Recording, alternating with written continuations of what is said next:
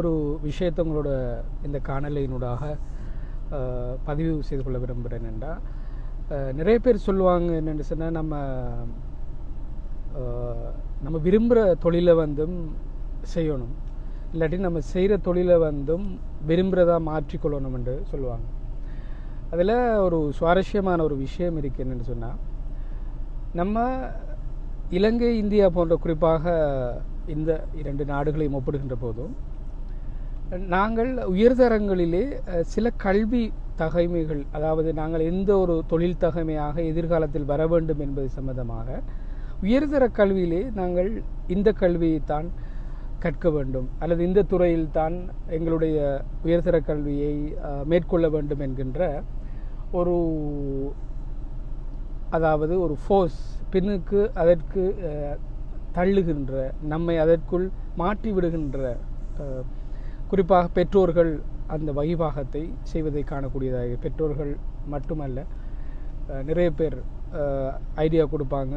நீங்கள் 9 எடுத்தால் நீங்கள் இப்போ okay you are ready for the doctor or else engineer அப்படின்னு சொல்லி குறிப்பிட்ட சில தகமைகளை நம்ம பெருமையாக நினச்சி நம்ம சமூகத்தில் இருக்கின்ற அந்த அந்தஸ்துக்கு ஏற்ற மாதிரி அதை எடுக்க சொல்லுவோம்.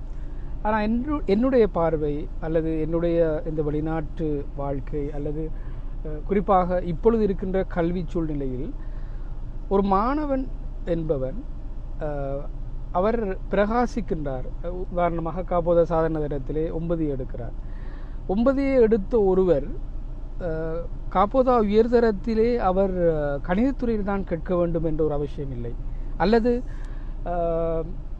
சயின்ஸ் என்கின்ற, அதாவது வைத்தியராக தெரிவு செய்யப்பட இருக்கின்ற அந்த துறையாக இருக்கலாம். எந்த துறையாக இருந்தாலும் என்னுடைய பார்வையிலே ஒரு மாணவன் அதனை விரும்பி அந்த துறைக்குள் செல்கின்ற பொழுதோ, உண்மையில் ஒரு கற்றல் என்பது அது விரும்பி கற்கப்படுகின்ற பொழுதோ அது இயல்பாக கற்கப்படுகிறது என்பது ஒரு தத்துவம். அதாவது நாங்கள் அந்த கற்றலை மனப்பாடம் செய்யாமல் நாங்கள் விரும்பி கற்கின்ற பொழுதோ அது இயல்பாகவே நமக்குள் ஒரு உயிரோட்டத்தை ஏற்படுத்தி அதனூடாக எங்களுடைய தொழில் தகமைகள், அதே போன்று எங்களுடைய வாழ்க்கையின் அடுத்த கட்டத்தை நகர்த்துகின்ற பொழுதோ இலகுவாக வாழ்வில் நாங்கள் முன்னேறி செல்லுகின்ற ஒரு பண்பு இருக்கின்றது. குறிப்பாக ஒரு மாணவனுக்கு பொறியியலாளராக வர வேண்டும் என்ற ஒரு விருப்பம் இருந்தால் பெற்றோர்கள் என்ன செய்கிறார்கள் என்றால் அவரை வைத்தியராக்க கனவு காண்கின்றார்கள். பெற்றோர்களின் கனவுக்கு மாணவர் இரையாக்கப்பட்டு அவன் அந்த துறையிலே சென்று விருப்பமில்லாமல் கற்கின்றான். அதிலே சில மாணவர்கள் விருப்பமில்லாமல் கற்றாலும் சித்தி எழுதுகிறார்கள்.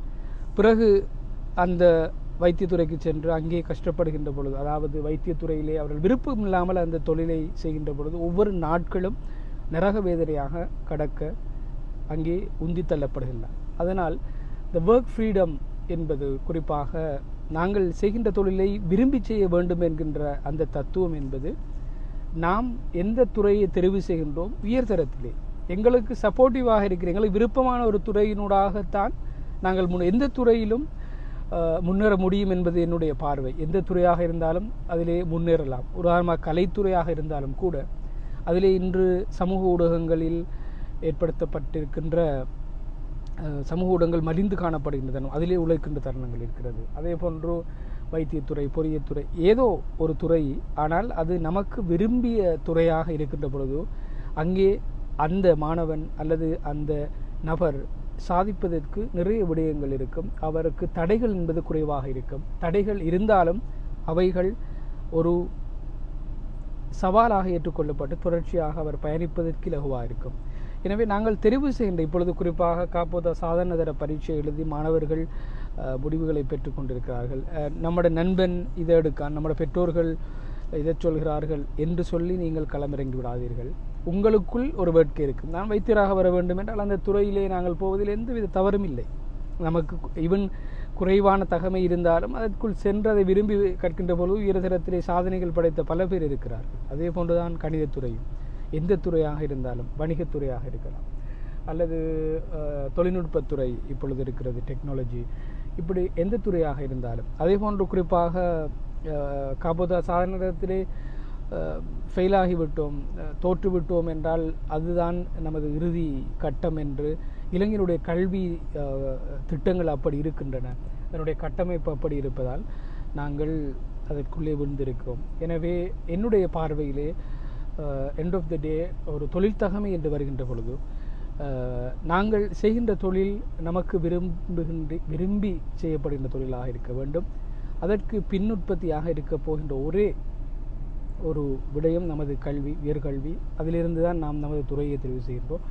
எனவே தெரிவு செய்கின்ற அந்த உயர்கல்வி என்பது நமது விருப்ப பகுதியாக இருந்தால் remaining balance of our life also ஒரு சிறந்த ஒரு பாதையை தரும் என்ற நம்பிக்கை எனக்கு இருக்கிறது.